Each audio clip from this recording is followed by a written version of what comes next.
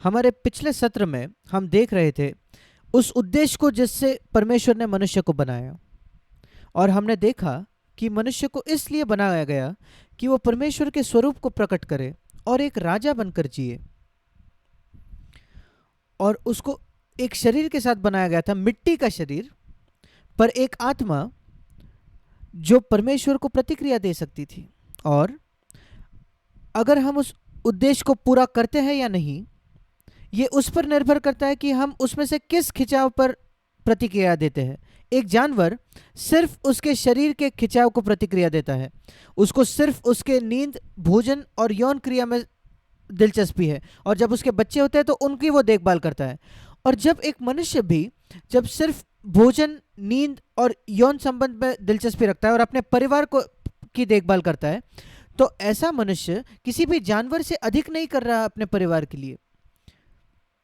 जब एक मनुष्य उसके आत्मा को, उसके विवेक की आवाज को और परमेश्वर की आवाज को प्रतिक्रिया देता है जो उसके विवेक में है, तब वो जानवर के स्तर से ऊपर उठता है और परमेश्वर का पुत्र बनकर जीता है, जो परमेश्वर चाहता भी था।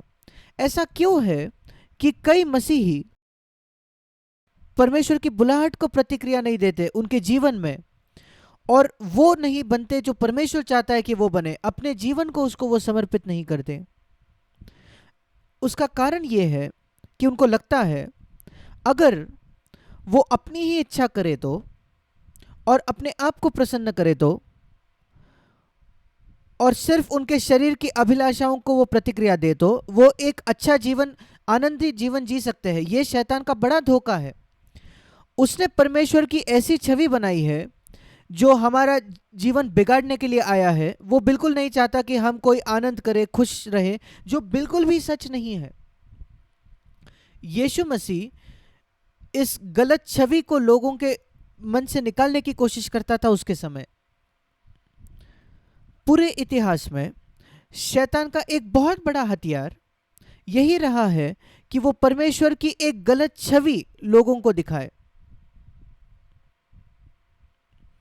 ताकि वो अपने जीवन को उसको समर्पित नहीं करेंगे, पर वो पीछे रुकेंगे, पीछे हटेंगे।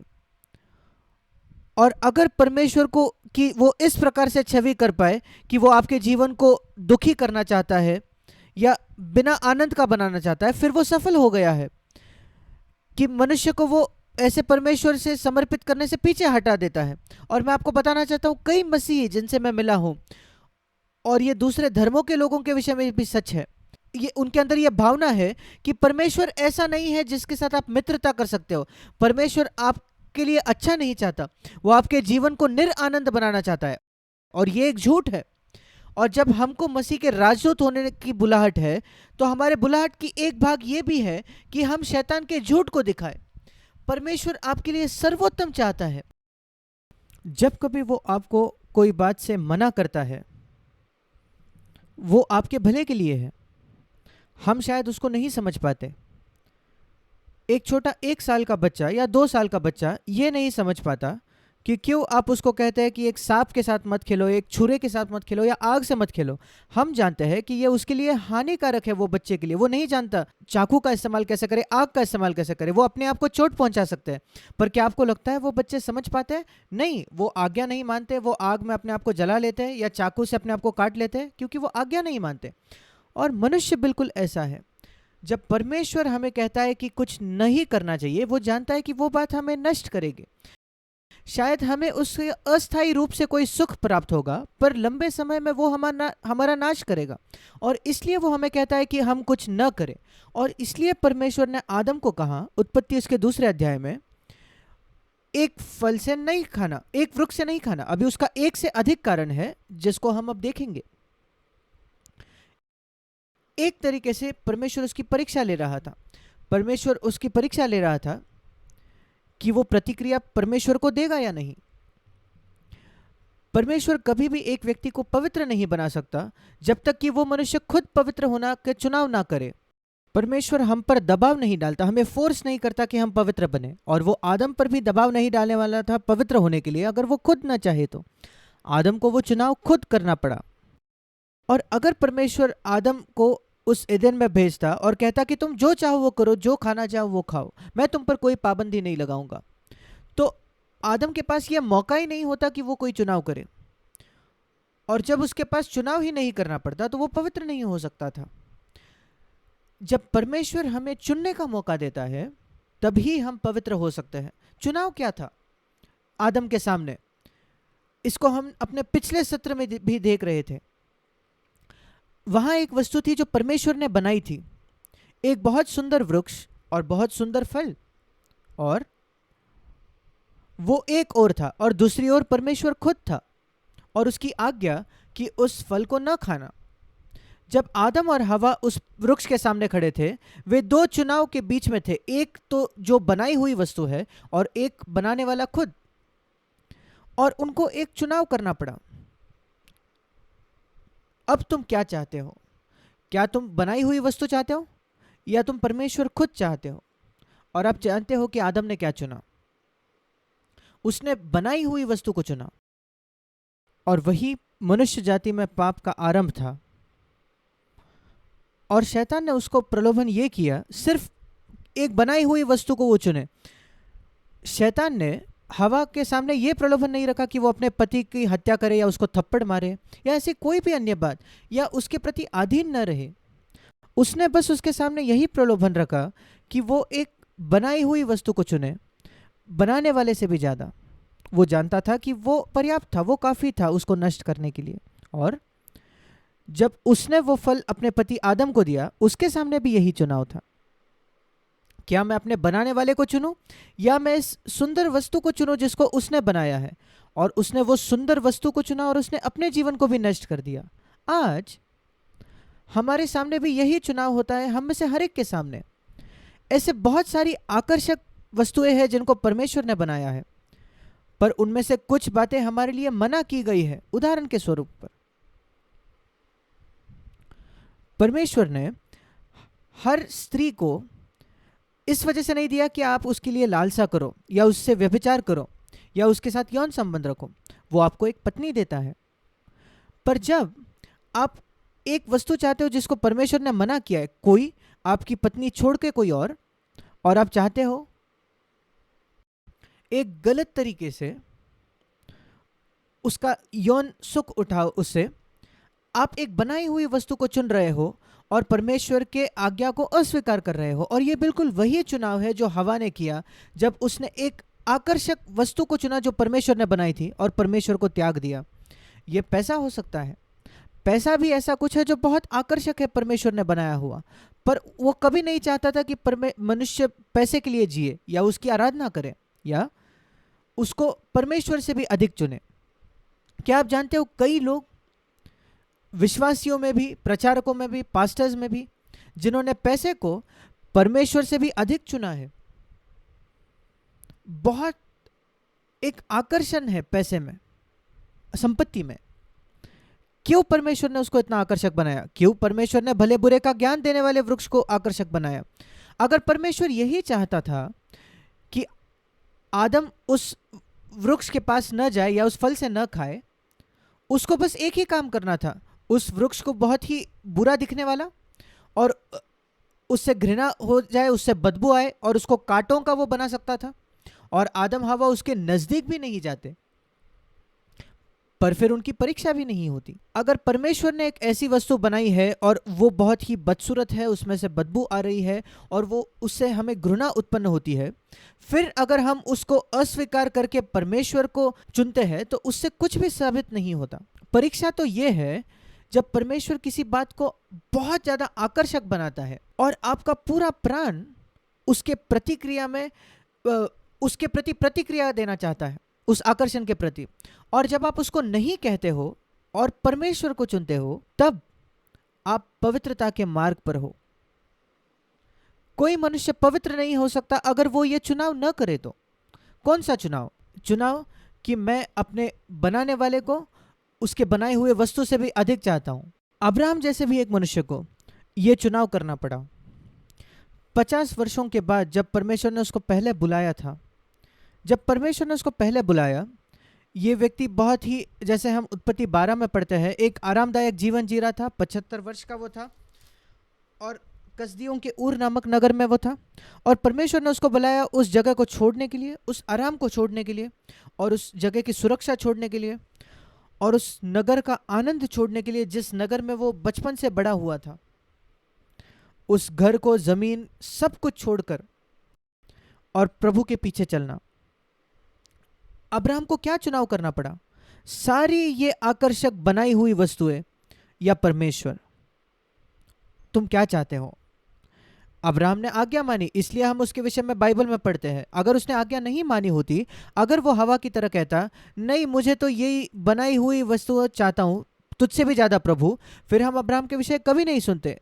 परमेश्वर किसी और को चुनता। 50 वर्षों के बाद बाइबल बताती है उत्पत्ति 22 में परमेश्वर ने फिर एक बार उसकी परीक्षा ली। और सही में तो उसकी कई बार परमेश्वर ने परीक्षा ली, और हमेशा परीक्षा यही थी कि तुम क्या चाहते हो। हम उत्पत्ति 13 में पढ़ते हैं एक ऐसा समय जहां अब्राहम के सेवक और लूत के सेवक, उनके बीच में झगड़ा हुआ। और झगड़ा यह था जायदाद के ऊपर, जमीन के ऊपर। अपने भेड़ बकरियों के लिए चराई उन दिनों में इसी बात का मूल्य था, क्योंकि संपत्ति भेड़ बकरियों में थी और उनके लिए उनको चराई चाहिए थी। और परमेश्वर देख रहा था कि इस परिस्थिति में लूत का क्या रवैया होगा और क्या रवैया अब्राहम का होगा। और वहां आप देखते हो इन दो व्यक्तियों ने कैसे प्रतिक्रिया दी, अलग अलग तरीके से। उनके सामने चुनाव ये था, परमेश्वर या ये आकर्षक या चीजें जो उसने बनाई है। और हम वहां पढ़ते हैं कि लूत ने अपनी आंखें उठाकर सोदोम की ओर देखा, जो बहुत ही आकर्षक जगह थी, और उसने वही चुन लिया। उसने कहा कि मैं वो चाहता हूं, मैं इस आकर्षक जगह चाहता हूं। यद्यपि वहां के लोग बहुत पाप में जी रहे थे, ये बहुत जाना माना था कि वहां बहुत सारी पापमय बातें चल रही थी, और यहां लूत अपने परिवार को लेकर उस पाप के जगह में जाकर जीना चाहता था। पर एक जगह था, वो एक ऐसी जगह थी जहां वो बहुत पैसा कमा सकता था, और इसलिए वो उसने वहां जाना चुना। और उसका परिणाम यह था कि उसने अपने पत्नी को खो दिया, अपने बच्चों को खो दिया, और वो अपने आप को भी खोने वाला था, अपने जीवन को। पर अब्राहम ने, यद्यपि वो वरिष्ठ व्यक्ति था, उसने कहा मैं परमेश्वर को चाहता हूं, परमेश्वर मेरे लिए चुनेगा, मैं अपने आप के लिए नहीं चुनूंगा। और इसलिए उसने लूत को कहा तुम अपने आप के लिए चुन लो, अगर तू दाहिनी ओर जाएगा तो मैं बाई ओर जाऊंगा, तू बाई ओर जाएगा तो मैं दाहिनी ओर जाऊंगा, परमेश्वर मेरे लिए चुनेगा। और बाइबल में लिखा है लूत ने अपने आप के लिए चुन लिया। उसने क्या चुना? जैसे आदम और हवा ने चुना है, जो बनाई हुई वस्तु है। अब्राहम ने परमेश्वर को चुना, और क्योंकि उसने परमेश्वर को चुना, उसका कोई नुकसान नहीं हुआ। परमेश्वर ने उसको कहा अब्राहम मैंने देखा है तुमने क्या चुना, तुमने मुझे चुना है, और क्योंकि तुमने ये किया मैं तुम्हें ये सारी भूमि दूंगा, ये भूमि भी जो लूत ने चुनी है। जब आप परमेश्वर का आदर करते हो और उसको खोजते हो, आपको नुकसान नहीं होता भौतिक तौर पर। परमेश्वर यीशु मसीह ने भी ये खुद कहा, अगर आप पहले परमेश्वर और उसके राज्य और उसके धर्म की खोज करो, तो ये पृथ्वी की चीज़ें जो तुम्हारी ज़रूरत है सही समय पर तुम्हें मिल जाएगी, और सही मात्रा में भी। बहुत ज़्यादा नहीं कि आप नष्ट हो जाओ, बहुत कम नहीं कि आप भूखे रहो, पर बिल्कुल सही मात्रा में। चाहे वो पैसा हो या आराम हो या घर हो, कुछ भी, परमेश्वर सारी चीज़ों का प्रावधान करता है। पर वो चाहता है कि हम उसको चुने। वही वो चाहता था कि आदम करे, इसी वजह से तो उसको बनाया था उसने। क्या तो मुझे सारी बनाई हुई वस्तु से अधिक चुनेगा? यही वो अब्राहम से भी अपेक्षा करता था, और मैं आपसे कहना चाहता हूं मेरे प्रिय मित्रों, वही वो आपसे भी अपेक्षा रखता है। अपने जीवन के हर दिन आपको एक चुनाव करना है। आपको एक चुनाव करना है उस बात के बीच में जिसको बनाया हुआ है और बनाने वाला खुद। क्या आदम कुछ खोने वाला था? अगर वो परमेश्वर को चुनता तो क्या वो कुछ खोने वाला था? मनुष्य क्या चाहता है, क्या खोजता है? जवान लोग जब बड़े होते हैं, वो एक नौकरी चाहते हैं, वो एक घर चाहते हैं, और वो एक जीवन साथी चाहते हैं। ये मुख्य बातें हैं जो जवान लोग ढूंढते हैं 20 की उम्र के बाद। आदम के विषय में सोचकर देखिए, क्या परमेश्वर ने उसके लिए कोई प्रावधान किया था आदम के लिए इन 3 क्षेत्रों में? उसने जरूर किया था। हम पढ़ते हैं आदम को बनाने से पहले उसने पहले से ही ये सुंदर बगीचा बनाकर रखा था उसके लिए, एक घर, एक सुंदर घर, एदेन के जो एदेन का जो वाटिका थी, और उसके बाद उसने आदम को बनाया। रोजगार, परमेश्वर ने पहले से ही योजना करके रखी थी आदम के लिए, उसके रोजगार के प्रति कि वो एक माली बनेगा इस बगीचे में। जीवन साथी, परमेश्वर ने पहले ही योजना बनाई थी कि वो एक स्त्री को बनाएगा, कि वो उसकी पत्नी बने। आदम को परमेश्वर के पास जाकर मांगना भी नहीं पड़ा कि मेरी ये जरूरत है।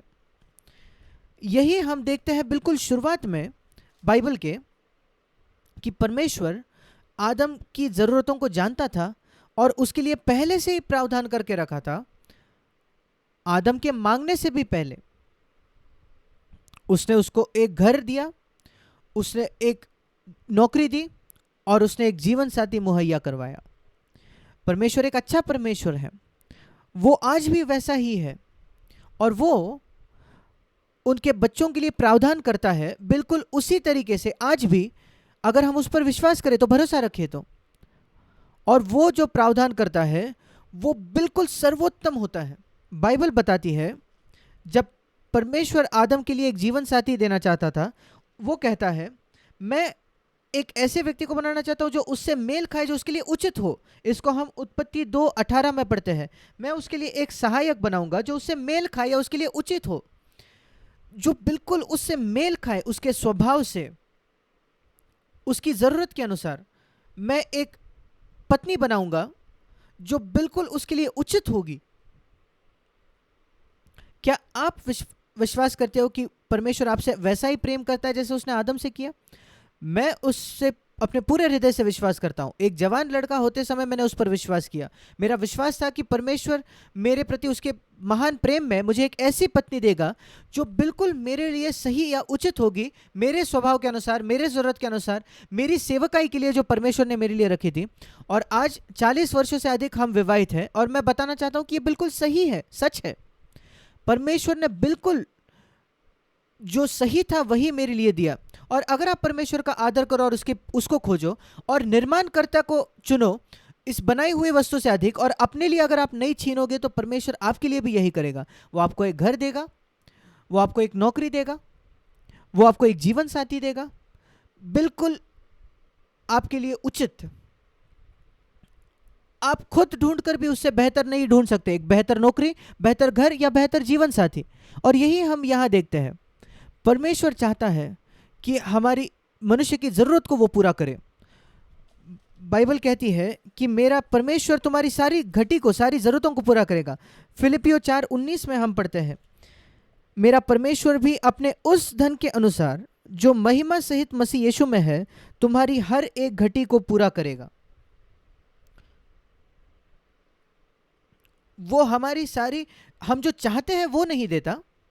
सिर्फ एक मूर्ख पिता ही अपने बच्चों को वो सब कुछ देगा जो वो मांगते हैं।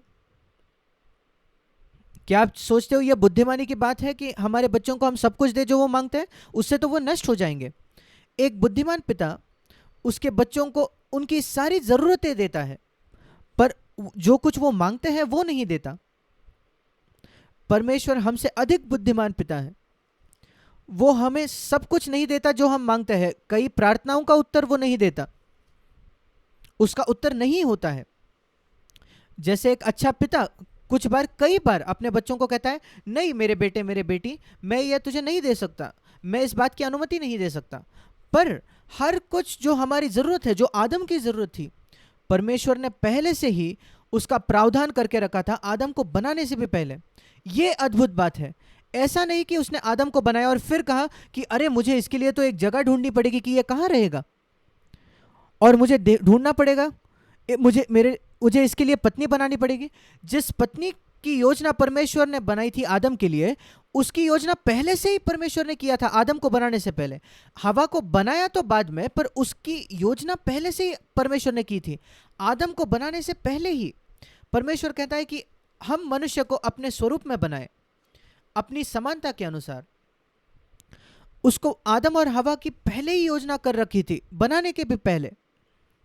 और हम वहां देखते हैं परमेश्वर ने हर एक बात योजना करके रखी थी आदम के लिए उसको बनाने के पहले। और ये एक अद्भुत बात है कि हम इस पर विश्वास करें। कई बार जब हम ऐसे परिस्थितियों का सामना करते हैं जीवन में, जब हम सोच सकते हैं क्या परमेश्वर ने मेरे लिए कोई प्रावधान किया है इस परिस्थिति में, जिस परिस्थिति का मैं अब सामना कर रहा हूं। ये अद्भुत है कि हम उत्पत्ति में जाएं और वहां हम देखें कि एक जरूरत आने के पहले परमेश्वर ने उसके लिए योजना बनाकर रखी है।